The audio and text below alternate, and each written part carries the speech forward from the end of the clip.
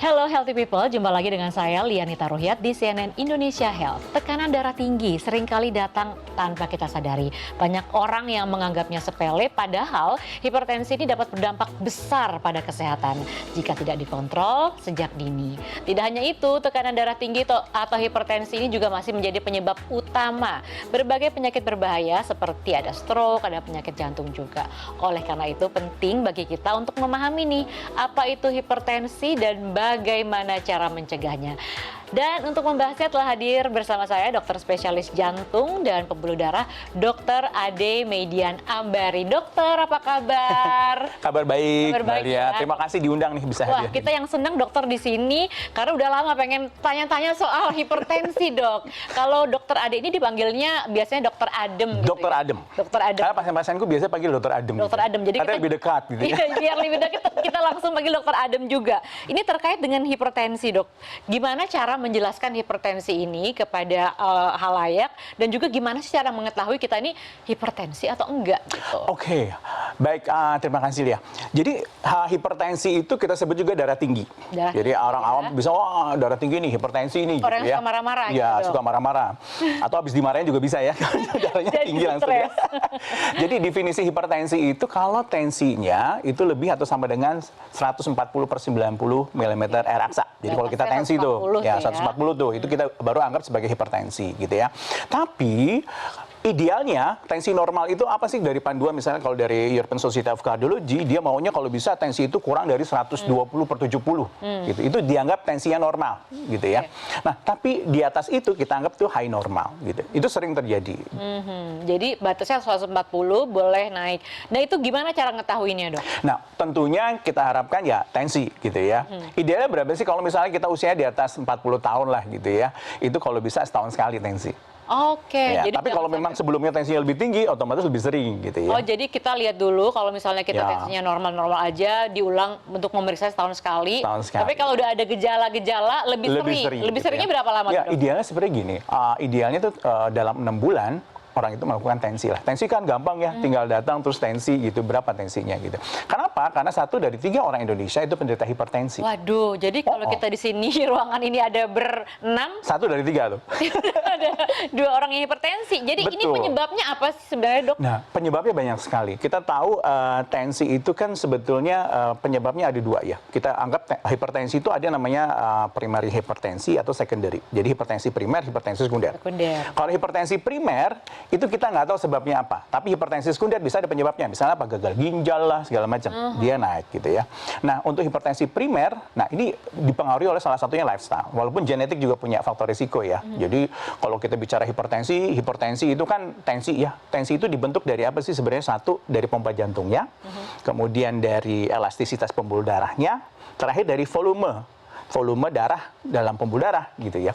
Jadi kalau 3 komponen ini terganggu, otomatis tensinya akan tinggi. Oke, itu langsung tuh berpengaruh. Tapi gejalanya kita bisa ngelihat nggak sih kalau misalnya ini tensi lagi tinggi nih, kita bisa langsung aware nggak? Ya, nah hipertensi atau pasien-pasien dengan darah tinggi itu bisa 2, bisa dia bergejala atau tidak. Oh, bisa. Tapi ada yang nggak bergejala juga. Kadang-kadang kita, pasienku kadang-kadang sering datang tensinya 170-an misalnya. Wah, bawahnya di atas, bawahnya 100, tapi dia nggak ngeluh. Dok, saya nggak ada keluhan apa-apa kok gitu ya. Tensi saya 170/100 misalnya. Justru kita lebih takut dengan yang seperti ini.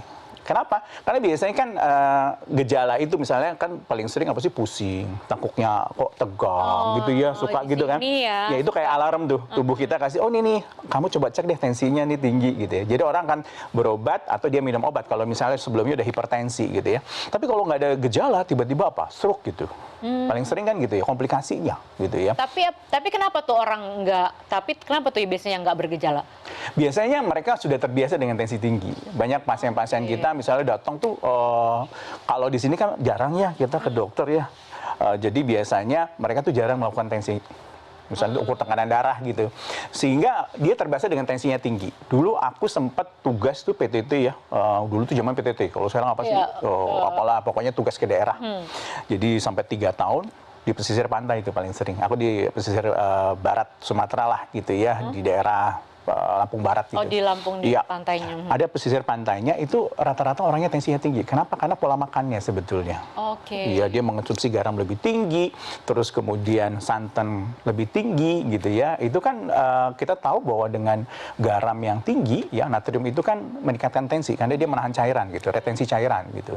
Itu juga salah satu faktor resiko. Jadi ini bertolak belakang dengan tekanan darah yang rendah. Ini mana yang lebih bahaya, Dok? Tekanan darah sangat tinggi atau sangat rendah? Gitu? Iya, jadi memang kalau kita anggap tekanan rendah kan kita maunya, oh kalau bisa tensinya jangan kurang dari 90/60 dong pada orang normal ya gitu ya. Tapi juga perlu dicermati bahwa kalau tensinya rendah kita harus cari tuh penyebabnya apa, itu paling penting ya. Tapi ada beberapa orang memang tensinya rendah, oh dia tensinya cuma 100 misalnya per 60, tapi dia nggak ada keluhan, sudah lakukan check up, medical check up, nggak ada keluhan nih, semuanya bagus ya, itu berarti tensinya memang segitu normalnya buat dia gitu ya. Jadi tidak ada batas sebenarnya. Ya, tapi memang kita anggap kalau di bawah 90/60 itu tensinya rendah, kita bilang hipotensi.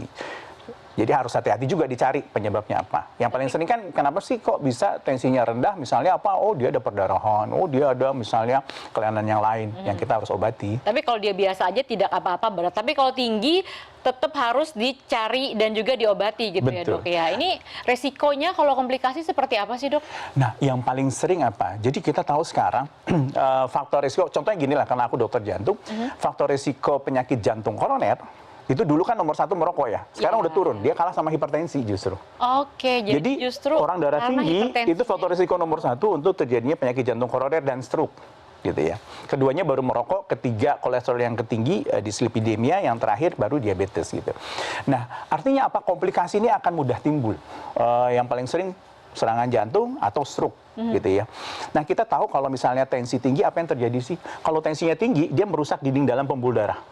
Ya, jadi namanya dinding dalam pembuluh darahnya rusak sehingga kolesterol jahat, LDL, kolesterol total, trigliserid itu dia masuk tuh, terutama LDL ya, di dalam dinding dalam pembuluh darah. Akhirnya pembuluh darahnya mengalami penyempitan atau elastisitasnya terganggu. Nah, itu bisa menyebabkan penyakit jantung koroner. Prosesnya sama dengan misalnya pasien stroke. Stroke kan kita tahu ada 2 ya, ada yang perdarahan, ada juga penyempitan pembuluh darah.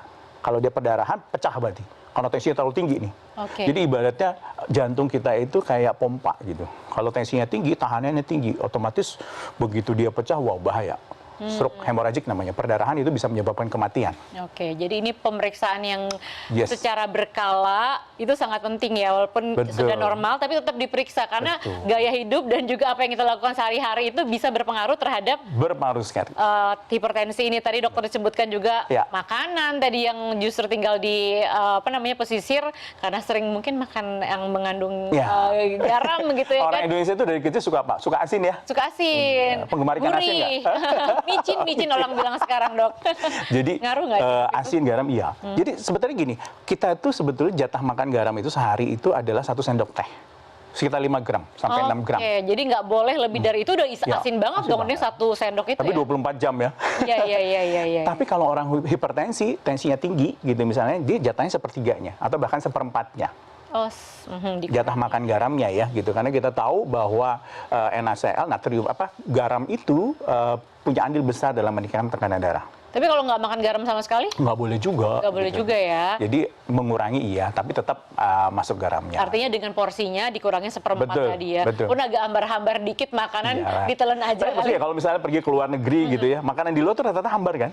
Iya Sebagian juga besar. sih ya. Kan dulu- Kalau di kita nggak bisa, harus masak gitu bumbunya, Dok. Iya, apalagi nanti aku punya beberapa pasien yang kita sulit kontrol tensinya. Coba tanya deh, kan dia gini, kalau pasien datang hipertensi, kadang-kadang dia butuh 2-3 obat ya untuk turunin tensi, tapi kok nggak bisa terkontrol? Kita tanya pola makannya, kita kan sudah suruh, biasanya kalau datang itu lifestyle dulu deh. Lifestyle itu paling mudah Olahraga mengucapkannya. nggak gitu ya? Tapi ngerjainnya setengah mati ya. Sangat. Dan dikerjain jadi iya, nggak bisa continue juga. Jadi biasanya kita akan tanya, satu dari makanannya, kurangin asin aja, kurangin garam. Pokoknya jangan makan ikan asin, jangan makan mie instan misalnya, makanannya yang diproses, yang garamnya tinggi gitu. Nanti tensinya akan sendirinya dengan turun. Jadi obatnya bisa kita kurangin tuh. Obatnya bisa dosisnya. kurangin. Tapi kalau misalnya soal hipertensi ini usia atau misalnya keturunan gitu ngaruh nggak, Dok? Berpengaruh. Jadi usia, semakin usia misalnya usia lanjut gitu ya, usia misalnya di atas 60, otomatis tensinya akan lebih tinggi. Sehingga sekarang targetnya berapa sih kalau usianya di atas 65, targetnya yang penting kurang dari 140/90. Oke. Kalau dia lebih muda, lebih rendah lagi tuh. Kalau bisa tensinya dibikin kurang dari 130/80. Kalau dia hipertensi sudah ya. Jadi lebih rendah lagi. Tapi olahraga boleh dong ya tetap. Olahraga ya. Harus ya. Betul. Nah kalau misalnya ada orang yang sakit kepala, berdenyut-denyut, ini kira-kira sakit kepala terus-terusan gitu. Kira-kira ini gejala hipertensi nggak dok? Bisa, Jangan iya. dijawab dulu. Kita akan bahas terkait dengan mitos dan fakta Iya. lainnya setelah CNN Indonesia Health yang akan segera kembali setelah yang satu ini.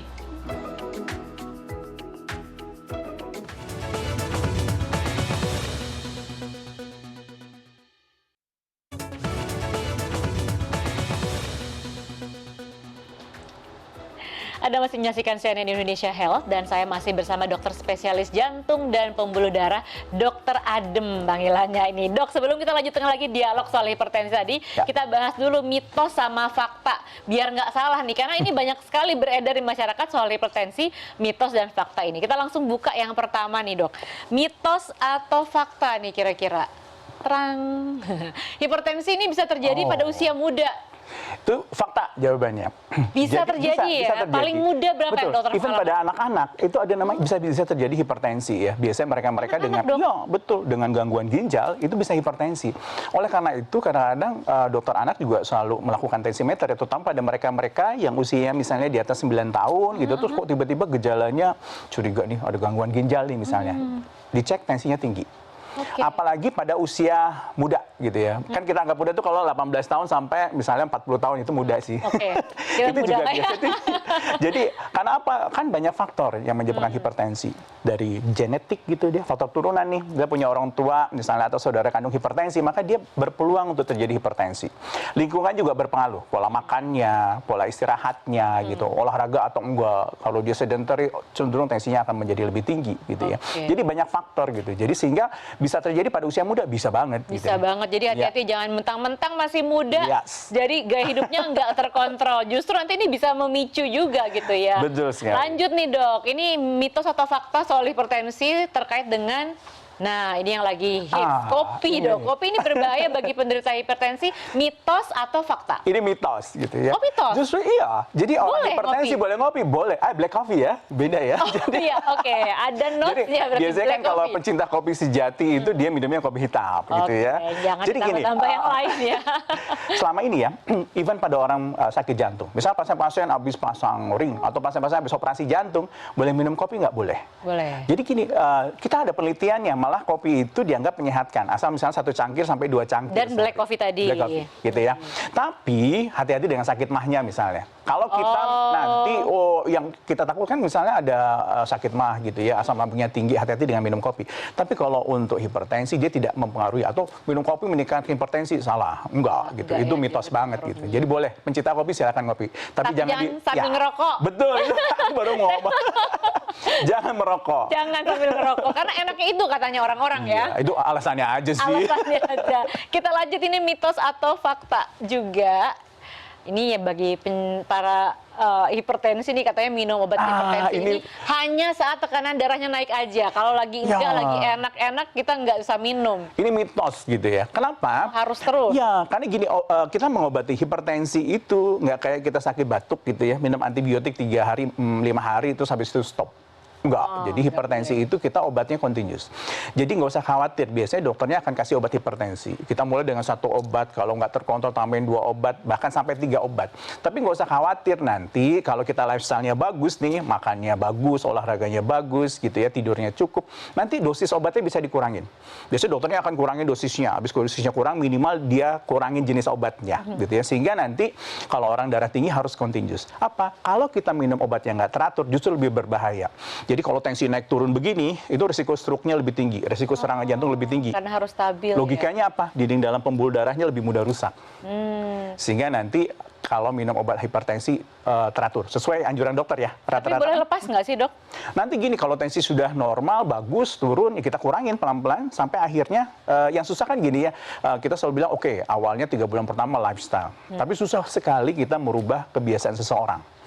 Gitu ya. Contohnya suruh olahraga, terus apalagi suruh turunin berat badan, susah ya. Terus apalagi nanti suruh pola makannya. Jadi dokternya kalau misalnya tensi udah tinggi nih, dia datang dengan 160 misalnya per 100, otomatis dokternya akan kasih obat.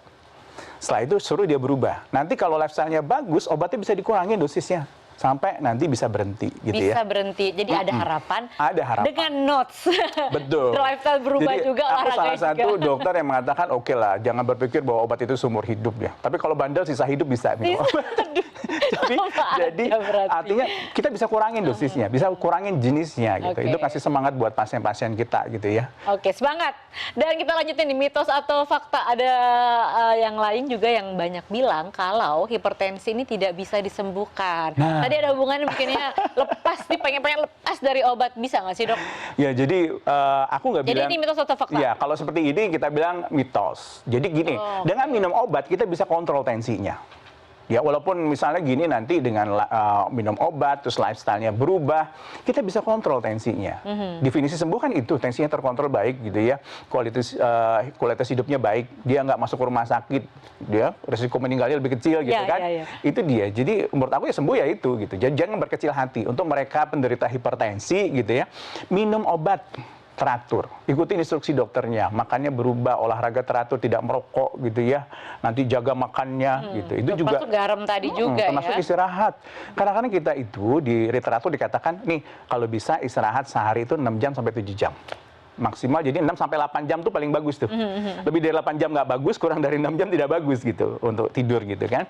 Jadi itu dipenuhi, itu menurunkan tensi juga. Dan tentunya tadi ya masih bisa disembuhkan tadi. Bisa. Nggak usah khawatir lah. Jadi kalau wah ini hipertensi gua udah ini pokoknya di judge nggak bisa ngapa-ngapain nggak Kalau bisa. tambah banyak gitu obatnya gitu kan, ternyata masih bisa Nggak, dikurangin. tenang, obat itu bisa dikurangin asal kontrolnya teratur. Nah, itu dia. Oke, kan? lanjut, Dok. Ini mitos atau fakta? Nah, sakit kepala berdenyut-denyut. Ini gejala hipertensi. Banyak yang suka mikir mungkin ini kenapa Berdenyut gitu. bisa. Jadi ini fakta.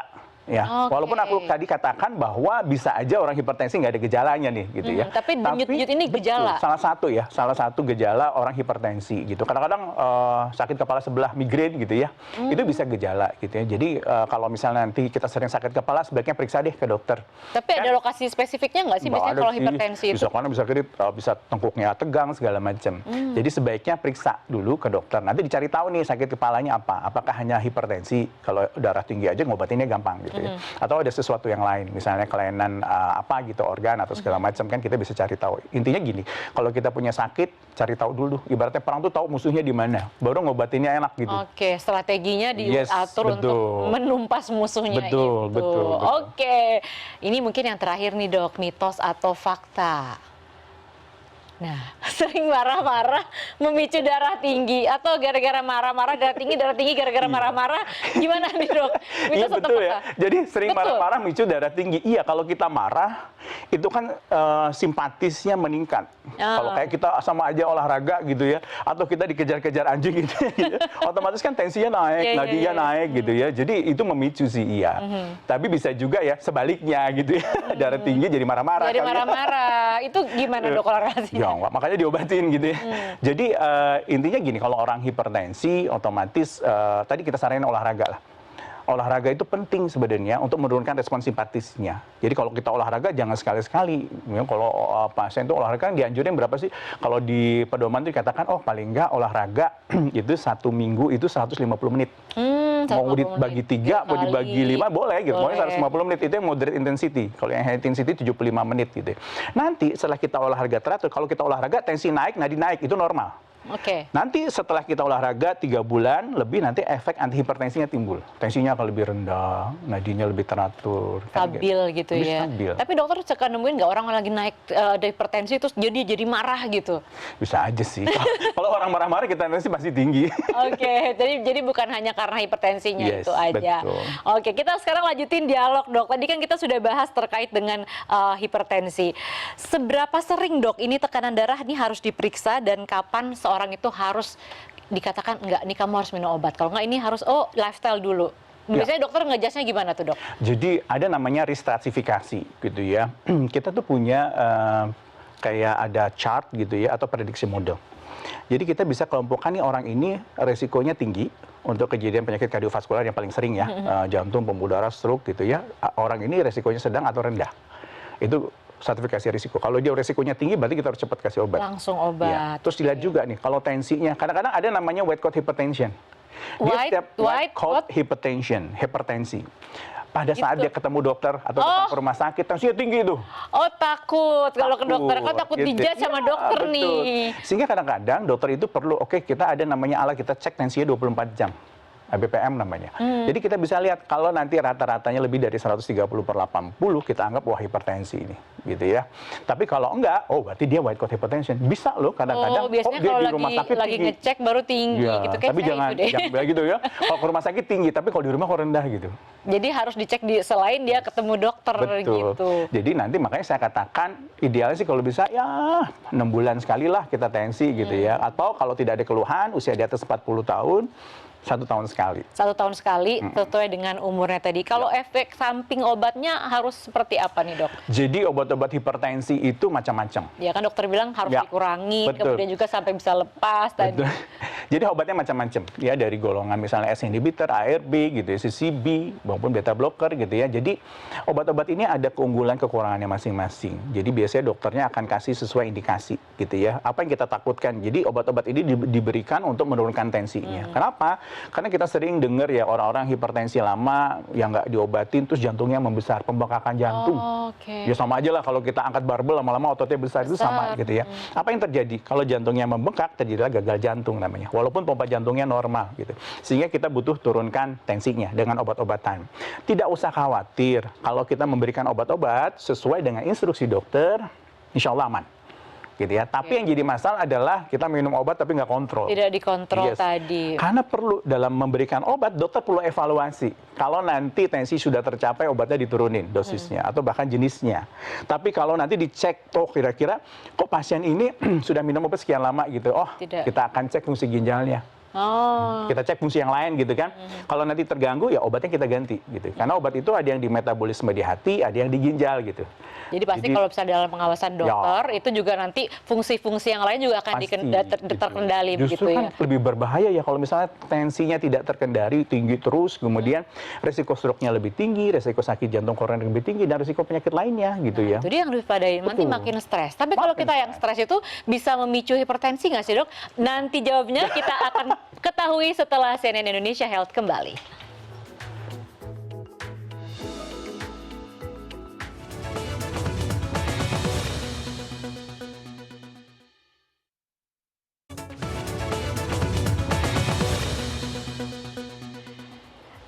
Anda masih menyaksikan CNN Health, kita masih bahas terkait dengan hipertensi dengan Dokter Adem di sini. Dok, kalau misalnya kita hipertensi, katanya lifestyle-nya harus dirubah gitu kan. Ya.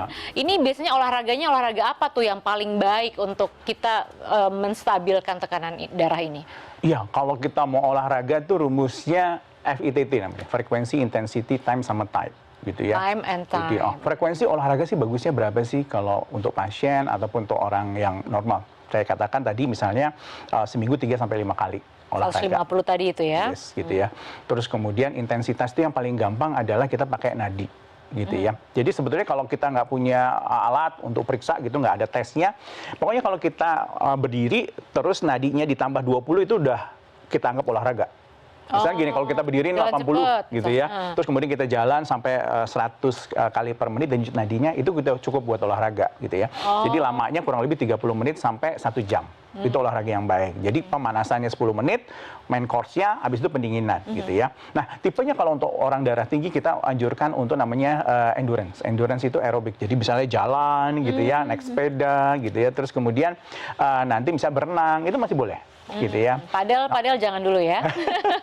Kalau padel santai sih boleh ya. Boleh. Yang penting jangan mengedan gitu ya. Misalnya kalau resistance training kita hindari. Misalnya angkat berat gitu ya. Itu harus dihindari. Justru jangan Ya, dulu. pada saat Alasannya dia kenapa tensinya. dok? Nanti kalau dia mengedan takutnya nanti tensi justru naik gitu ya. Atau bahkan kalau dia vagal bahkan rendah gitu ya.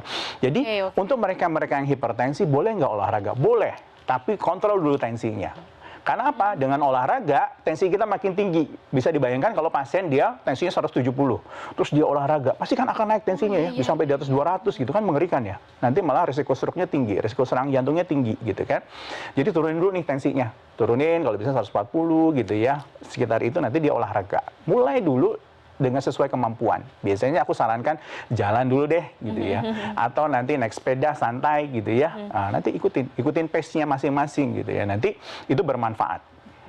Gitu. Ini pentingnya tadi diobatin dulu dengan bantuan obat tadi, Iya. kemudian ketika sudah stabil baru olahraga supaya bisa mengurangi dosis obat Ya, tadi. karena Jadi pokoknya olahraga seperti yang itu ya. kita harapkan itu continuous. Jadi nggak hanya wah sekali seminggu. Jangan cuma ngobatin aja, tapi terus-terusan gitu. Olahraga ya. terus-terusan baru memberikan efek penurunan tensi. Nah, itu dia. Ya. Tadi saya sempat tanya soal stres, Dok. Karena Ya. kan kebanyakan orang kalau udah dihakimi sesuatu, dia sesuatu, kamu kena ini, kena Ya. hipertensi langsung stres. Nah, Betul. di sebaliknya stres bisa micu hipertensi nggak sih? Iya banget gitu ya. Kalau orang Iya stres, banget. Kalau orang stres kan biasanya kurang tidur gitu ya, kualitas tidurnya nggak bagus. Otomatis tensinya akan tinggi, nadinya akan lebih tinggi. Jadi bayangkan gini ya, kalau kita atlet tuh dia sangat efektif ya, nadinya rendah, misalnya 40, ya 30 tapi nggak ada keluhan. Jadi efektif banget dia pompanya.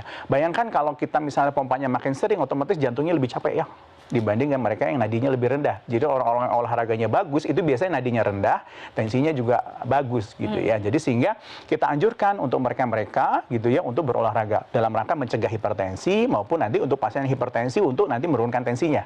Ya kalau kita kontinus olahraga lebih dari 3 bulan tuh efeknya baru kelihatan. Baru, jadi jangan stres ya. Yes, Kalau lagi betul. stres disalurkan dengan olahraga Iya, aja. cari hobi. Cari hobi yang lain juga bisa, ngelukis Betul. mungkin, atau jalan-jalan. Iya biasanya gitu ya. Oke, ini mungkin terakhir ya Dok, ini gimana pesan dan juga tips dari dokter untuk para penderita hipertensi ya, atau misalnya yang tidak Belum terkena hipertensi, hipertensi gitu ya, kita bilang belum atau bisa Ya. jadi gitu kan, itu seperti apa Dok yang harus kita ingat dan juga tipsnya? Aku selalu mengatakan bahwa mencegah itu lebih baik daripada mengobati. Artinya kalau mereka-mereka yang belum punya hipertensi, medical check up deh gitu ya. Nah, kita dikatakan kalau di panduan dikatakan kalau usianya di atas 40 tahun, baik laki-laki mau perempuan, check up deh gitu ya. Untuk cari, bukan nanti kalau check up ketahuan penyakitnya jadi takut gitu. Jadi ya. stres Salah. tadi ya kan? Justru kalau ketahuan lebih dini ngobatinnya lebih gampang. Oke, jadi mindsetnya harus gitu ya. Betul. Terus kemudian kalau di atas 40 tahun, minimal setahun sekali tensi. Ya baiknya kalau di bawah itu pun iya kalau punya faktor resiko ya. Jadi misalnya seratnya kurang, kok tiba-tiba makan asinnya lebih banyak gitu. Dan hipertensi itu lebih banyak lifestyle. Kamu katakan ya, jadi kan hipertensi primer itu lebih tinggi dibanding yang sekunder. Artinya kita nggak tahu sebabnya apa. Lebih banyak dari genetik, dari lingkungan gitu ya, lifestyle kita. Jadi seperti itu. Dan satu lagi, kalau Anda sudah menderita hipertensi, obatin. Lifestyle-nya berubah, makannya, kurangin asinnya, garamnya, terus Ada olahraga. pantangannya ya Dok? Ya, kurangin asin lah gitu ya. Tapi Jadi pantangan yang lain nggak ada iya, ya? kalau misalnya gini, gampangnya gini lah, kalau orang hipertensi jangan makan ikan asin gitu ya. Terus kemudian mie instannya dihindari gitu ya, terus kurangin garamnya. Terus kemudian olahraga. Itu penting banget. Terus ya satu lah, gorengannya kurangin lah gitu. Sebenarnya Ternyata banyak juga listnya ya Dok ya? nggak banyak-banyak amat sih. Jadi kita kalau misalnya ngobatin tuh enak ya Dok ya, kalau misalnya pasiennya disuruh dari konsultasi datang, kemudian obatnya nggak diputus gitu mungkin dokter ya. Jadi iya, jadi hipertensi ini sebetulnya penyakit yang bisa diobatin. Jadi kalau kita minum obatnya teratur, terus kemudian pasiennya lifestyle-nya berubah, insya Allah sih tensinya akan terkontrol. Terkontrol jadinya semuanya aman. Betul. Baik, dan terima kasih Dokter Ade Median Ambari atas kedatangannya hari ini. Demikianlah CNN Indonesia Health. Saya Lianita Ruhyat pamit, healthy people, healthy life. Sampai jumpa. Terima kasih Sampai Dok, jumpa. sehat selalu.